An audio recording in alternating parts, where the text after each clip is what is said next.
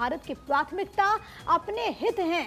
विदेश मंत्री एस जयशंकर ने साफ कर दिया कि भारत के लिए अपने लोगों की सुरक्षा सबसे इंपॉर्टेंट है, सबसे पहले है।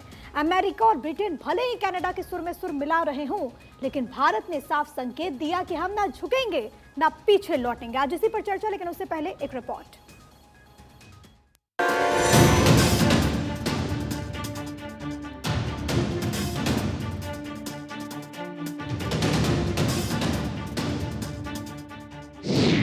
The relationship right now is going through a difficult phase, but I do want to say the problems we have are with a certain segment of Canadian politics and the policies which flow from that. Bharat और Canada के रिश्ते कठिन दौर से गुजर रहे हैं। विदेश मंत्री एस जयशंकर ने कनाडा और पूरी दुनिया को यह मैसेज दे दिया है कि भारत किसी कीमत पर अपने हितों से समझौता नहीं करेगा। विदेश मंत्री एस जयशंकर ने साफ कर दिया है कि अगर कनाडा में भारतीय डिप्लोमेट्स की सुरक्षा सुनिश्चित होगी तो भारत जल्द ही वीजा सर्विस दोबारा शुरू कर देगा। If we see progress there, I would like very much to resume the issue of visas. My hope would be that it's something which should happen very, very soon. विदेश मंत्री S Jaishankar का ये reaction Canada के 41 राजनयिकों को वापस बुलाने के फैसले के बाद आया है। विदेश मंत्री एस जयशंकर ने कहा कि कनाडा भारत के आंतरिक मामलों में हस्तक्षेप कर रहा है और इस वजह से भारत ने डिप्लोमेटिक पैरिटी का फैसला किया है। Some weeks ago, we stopped issuing visas in Canada because it was no longer safe for our diplomats to go to work to issue visas.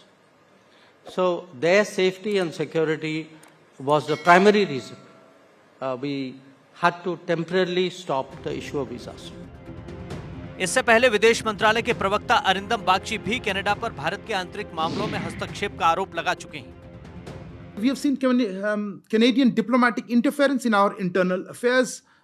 This is a factor that is being taken into account for seeking parity in strength and rank equivalence. Canada को लेकर भारत ने अब एक red line खींच दी है। भारत का सख्त रुख ये बता रहा है कि भारत किसी कीमत पर अमेरिका और ब्रिटेन जैसे देशों के दबाव में नहीं आएगा और हर हाल में अपने हितों को प्राथमिकता देगा।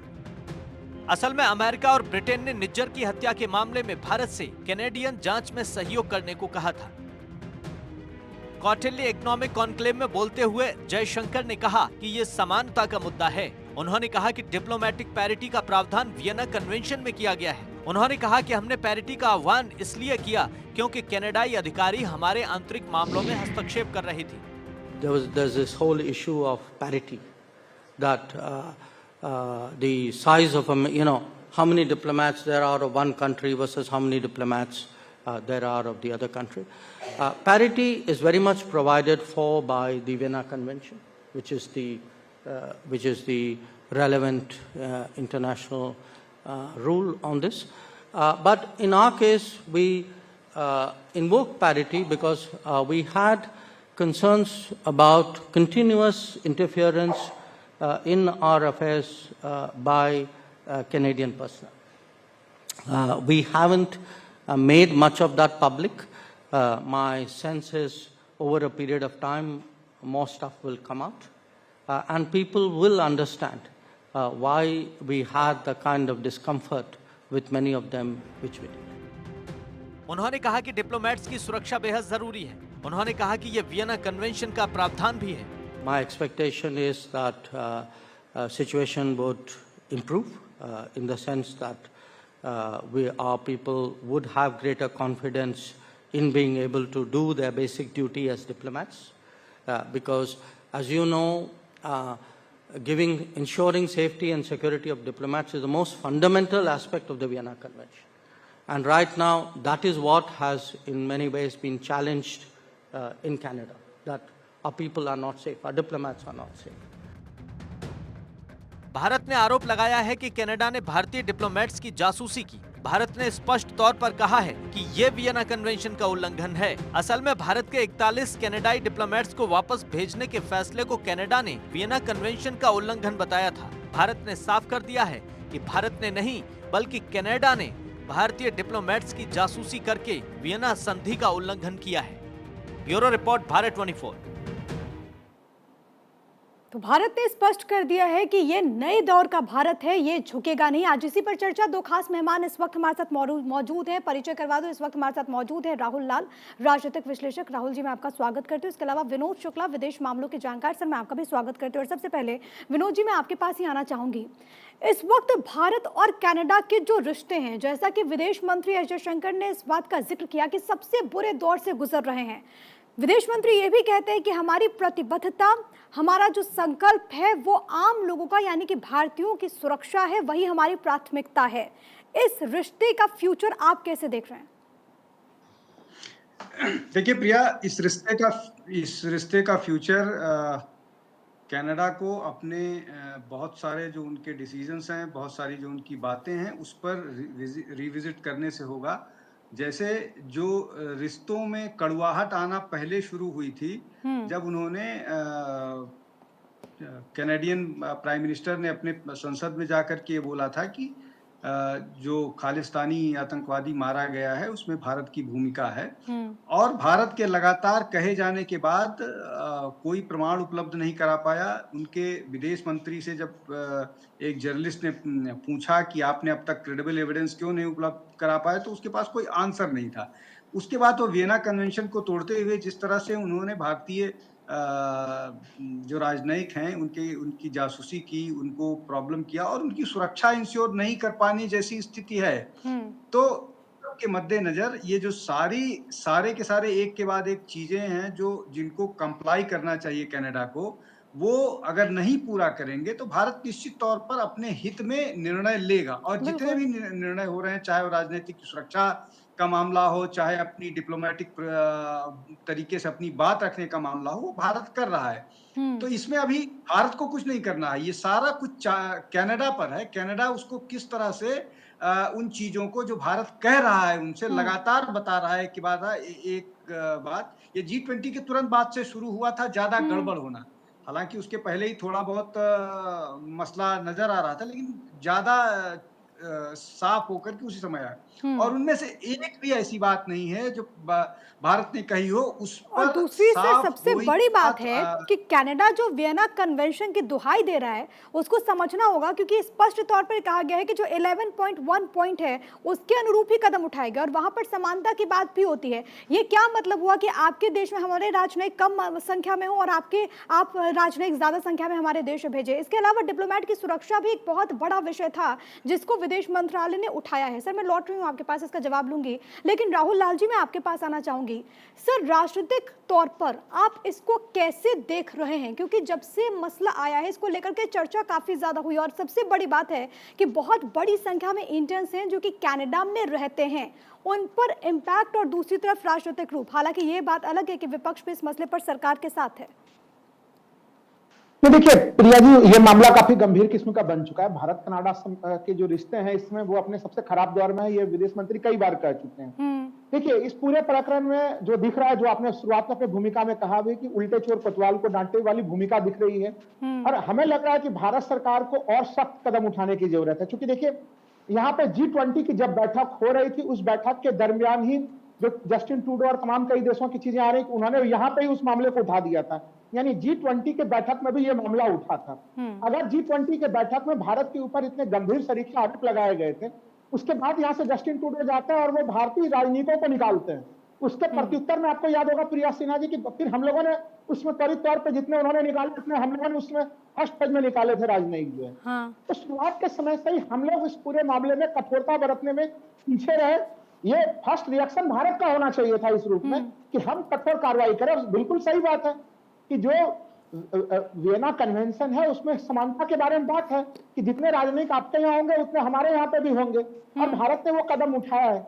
लेकिन सबसे बड़ी बात यह है कि हमारी विदेश नीति कई मामलों पर विफल होते हुए क्यों नजर आ रही है। आखिर इतना मोटा सा मामला जो बिल्कुल मामला पानी की तरह स्पष्ट है, पारदर्शी है, भारत की परंपरागत विदेश नीति रही, हम किसी के आंतरिक मामलों में हस्तक्षेप नहीं करते, और उस प्रकार के गलत आरोप भारत के ऊपर अगर लगाए जा रहे हैं तो फिर अमेरिका और ब्रिटेन सरीखे देशों को भी हमें उनको समझाना पड़ेगा, क्योंकि ये मामला ब्रिटेन के साथ मामले दूसरे किस्म के हैं। वहां पे कई सारे जो है कि खालिस्तानी आतंकवादी भी छुपे हुए होता है, ये सब छुपा नहीं है, ये पूरी दुनिया जान रही है। तो आखिर ऐसे स्थिति में जिस तरह से हम लोगों ने पाकिस्तान को अलग थलग किया था, उसी रूप में यहाँ पर भी आवश्यक है कि हम कनाडा की लेकिन असली राहुल सच्चाई को लाल जी, दुनिया को अभी बता भी सकें। जो स्टेप्स उठाए गए हैं वो तो अपने आप में बहुत कड़े हैं, क्योंकि इससे पहले मुझे नहीं लगा कि मैंने कभी सोचा होगा कि वेस्ट के किसी भी देश पर ऐसे प्रतिबंध यहाँ पर लगाए जाएंगे। भारत सरकार ने तो यानी- बोल्ड स्टेप लिया है। प्रिया जी, कभी भी वेस्ट के किसी देश ने, देखिए अगर परमाणु परीक्षण का मामला छोड़ दें उसके पहले की स्थितियों को, हाँ। इस भारत के ऊपर ये आरोप लगाना कि नहीं उसके किसी नागरिक की हत्या भारत ने करा दी, उसके राजनीतिकों के मदद से ये कराई, ये सोचिए कि ये आरोप कितना घटिया किस्म का आरोप है जो कनाडा लगा रहा है। तो ये आरोप घटिया किस्म का लगा, उसके बावजूद उसने अमेरिका, ब्रिटेन सरीखे देश उसको सहयोग दे रहा है। वो समय में कि आप भारत जो है तो वियना कन्वेंशन का पालन करें, भारत तो वियना कन्वेंशन का पालन कर रहा है। तो ये हमारी विदेश नीति की जिम्मेदारी बनती है। आप, मैं एक छोटा सा उदाहरण दे रहा हूँ, राष्ट्रपति कह रहे हैं कि वहां पे भारत का एक सैनिक नहीं रहना चाहिए, तो मालदीव शरीफ ठीक है, आप ये कह रहे हैं कि हमारी जो विदेश नीति है वो इससे पहले ऐसी नहीं रही है, लेकिन दूसरी तरफ हम देख रहे हैं कि बहुत कड़े यहाँ पर स्टेप उठाए गए। और सबसे बड़ी बात है कि ये भी कहा गया है कि चाहे सामने कोई भी मुल्क हो, हमारी प्रतिबद्धता आम लोग ही हैं, भारत के लोग ही, और इंडिया ही फर्स्ट है। विनोद सर, मैं आपके पास आ रही हूँ, और जिस तरीके से राहुल जी ने इस बात का जिक्र किया कि वेस्ट के जो कंट्रीज हैं सर, खासतौर पर अमेरिका और ब्रिटेन की हम बात करें, जिनके साथ हमारे रिश्ते बहुत प्रगाढ़ रहे हैं, वो कंट्रीज कह रहे हैं कि हम चाहते हैं कि समस्या का हल हो। ऐसे में भारत की सर स्ट्रैटेजी क्या होनी चाहिए? क्योंकि भारत ने तो कह दिया है ना कि हम किसी के दबाव में काम नहीं करेंगे, जो हमारे लिए सही है, हमारे नागरिकों के लिए सही है, हम वही करेंगे। देखिए प्रिया, मुझे ये बात थोड़ा सा अजीब सी लग रही है कि भारत की डिप्लोमेसी सबसे खराब दौर में है। ये थोड़ा सा मतलब बात समझ में नहीं आई। खैर, पहले ऐसा होता था कि भारतीय जो डिप्लोमेट्स राजनयिक होते थे, या ये कह लीजिए कि इंटेलिजेंस के लोग होते थे, उनसे संबंधित सूचनाएं लीक होती थी और वो उनकी हत्याएं हो जाती थी। अभी थोड़ा सा अंतर है, और हम डिप्लोमेटिकली न केवल कनाडा को पूरी तरह से कॉर्नर कर पाए हैं, न यूरोप न अमेरिका उनके साथ इस तरह से नजर आ रहा है कि हम भारत उसमें कमजोर थे।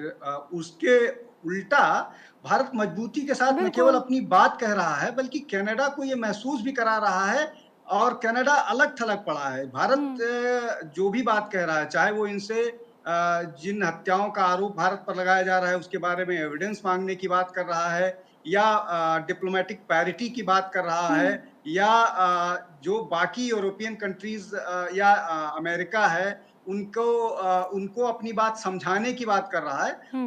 अगर ये 3, 4, 5 चीजें हो रही हैं और आप कर पा रहे हैं, तो आप कमजोर कहाँ से पड़ रहे हैं? कहाँ से आपकी पॉलिसी फेल्योर नजर आ रही है?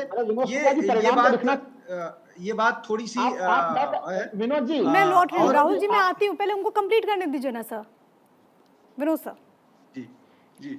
और भारत जो भी बातें हैं, चाहे वो वियना कन्वेंशन की बात हो या बाकी जो आरोप हैं, उन आरोपों पर भारत अभी तक पूरी तरह से खड़ी स्टैंड कर रही है और अपनी बात कह रही है।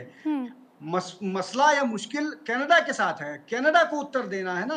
भारत तो अपनी बात कह ही रहा है, कनाडा कहाँ खड़ा है? कनाडा कोई बात ना जवाब दे पा रहा है, ना उसके पास कोई वो है।